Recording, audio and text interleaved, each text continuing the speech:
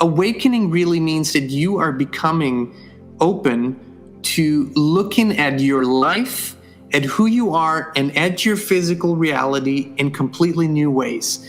And why we call this the awakening is because most people in their formative years, 0 to 7 approximately, they are being infused with a belief system and with a view system of how they believe the world is and how they view the world. And once they have formed that belief system, for most people, fundamentally, it never changes again until they leave this planet. They add to that system. They switch out certain smaller beliefs. But for the most part, there's a belief system that I get from my parents, I get from my environment, I get from my elders, and I'm carrying this on for the rest of my life. The awakening means a very kind of a shock event that happens in your life that opens your eyes to new possibilities, new realities, where you see things in a completely new light, and hence you are ready and willing to change what you have believed completely. For a lot of people, they only ever speak about the positive, beautiful things of the spiritual awakening. But I want to go into a few reactions that a lot of people have when it first begins to happen that are not positive at all, and that scare them and that put them into a state of contrast. One of those things that happens when your spirit awakens, you feel anxious or you even feel panicked. You have all of a sudden extremely high empathy. It's like you can pick up everyone's feelings and everyone's pain, and you just can't help yourself but feel their pain and suffer with them. You're even beginning to feel a little crazy or questioning your sanity because everything is different. You feel things differently. You sense things differently. You have a heightened awareness for even the things that are beyond the visible. So in the invisible realm, the psychic senses that we all have to a certain extent, they kind of come out of control for a lot of people. They just receive weird messages, and those are not very pleasant things that are happening. Then, people begin to develop mental health concerns. Am I going crazy? This is not normal. Everybody else thinks differently, feels differently. What's going on with me? And then also physical pains. Everything in the body is now confronted with a completely new energy. And so your joints, your bones, headaches, everything begins to react to that as well. And a very big theme is people say, I just can't seem to either stand still or I'm in the air all the time. I can't ground my energies. So those are some of the initial signs of a spiritual awakening. And why these signs are quite severe and extreme is because when this happens, you're literally beginning to change everything about you, and you can't even help it. You can't even really do anything for or against it. So if you've experienced some of these things or are experiencing them, this is nothing out of the ordinary. This is something that happens when big changes happen in our lives. We have these physical, psychological, physiological reactions. But as soon as that begins to slow down a little bit, and if you can stop yourself from trying to fight all of that and just accept that it's part of the journey, you very quickly move into some really positive and beautiful signs that so many people are experiencing when this spiritual awakening begins to happen. And that is a realization that there's more than you can sense, more than you can sense with your 5 senses, right? So there's more to life, more to your experience than what you taste, what you see, what you hear, what you smell, and what you touch, which are the senses that we were brought up with. That's how you filter reality.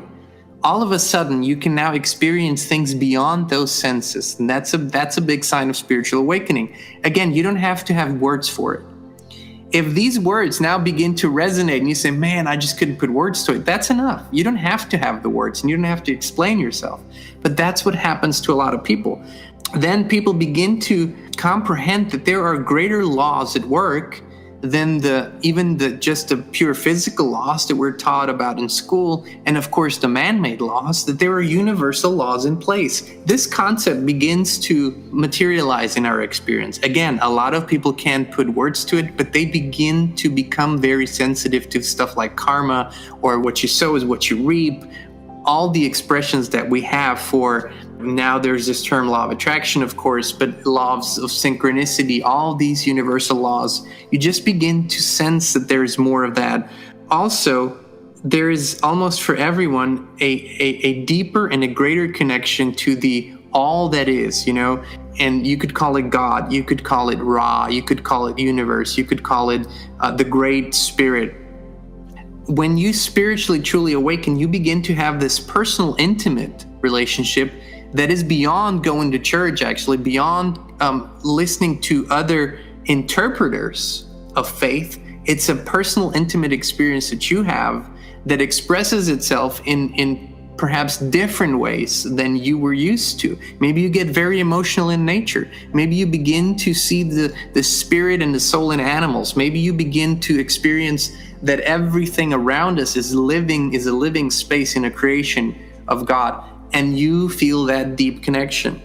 Another sign of spiritual awakening is that no matter what your personality was before, now you kind of feel very altruistic. You have a tendency to help others. You want to better the planet. You want to better your communities. You want to have a positive impact on everything, not just your family, not just your kin, but your bigger community and the world at large, the planet at large. That's a big sign too. It's a lot of times family members are completely caught off guard because someone that always led a very egotistical life, it's all about me and my needs and what I want, all of a sudden goes out and wants to change the world and help people in positive ways, empowers others. That's a sign of spiritual awakening, a big sign actually. And then of course, taking up more spiritual practices, beyond the regular prayer that you might have learned in church or that were passed on to you. You all of a sudden begin to engage in your own communication, whether that's through prayer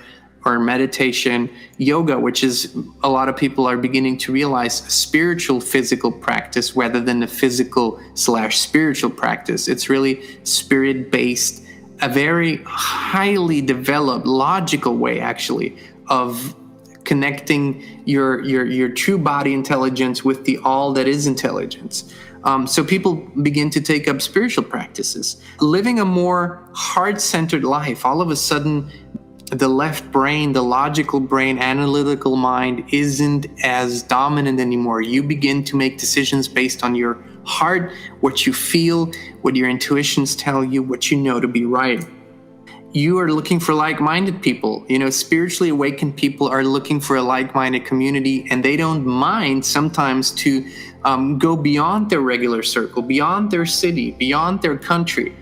And less importance on pure materialism is a very clear sign of a spiritual awakening. You might still enjoy material things, but they don't have the importance in your life anymore. It's not all about that, gathering stuff, showing stuff off. That becomes less and less important.